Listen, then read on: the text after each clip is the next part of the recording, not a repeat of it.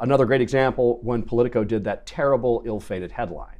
51 intelligence agents or former intelligence agents say that the Hunter Biden laptop was disinformation, right? Or bore the hallmarks of disinformation. Turns out that story was closer to disinformation because the Hunter Biden laptop appeared to be true. But then Facebook also pulled all stories down about the Hunter Biden laptop, and I think Twitter did at the same time too. Correct. They punished the New York Post. It didn't help. I mean, Politico, my former employer, and I knew at the time, didn't do itself any favors.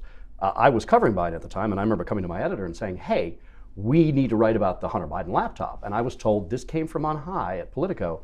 Don't write about the laptop, don't talk about the laptop, don't tweet about the laptop. And the only thing Politico wound up writing was that piece that called it disinformation, which charitably could be called misinformation at the least. Yeah, I mean, I had a hard time. I wrote some pretty serious reporting on Hunter Biden, which actually ended up getting him prosecuted, the story on the gun. Yeah, and I remember you consulted with me because you did the original report on the gun.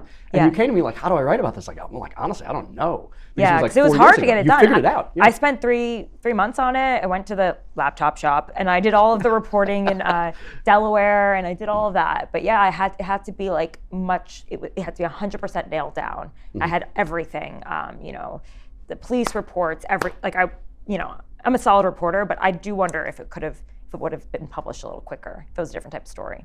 Well, since we're spilling tea about our former employer, I still have a copy of the story on my external hard drive.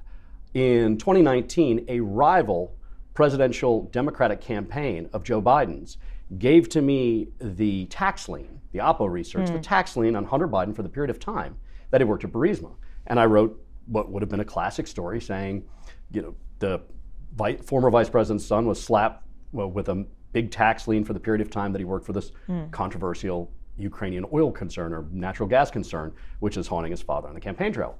That story was killed by the editors, and they gave no explanation for that either. Interesting. So that general experience, obviously the public doesn't know about those things, but as a reporter, having witnessed the way in which the two candidates we just get called the terrible mainstream media. It's like you don't understand the process there. We also don't understand the dumb decision of cowardly editors. The man above us when we're trying to do our jobs. You know what I mean? We're just looking for scoops, man.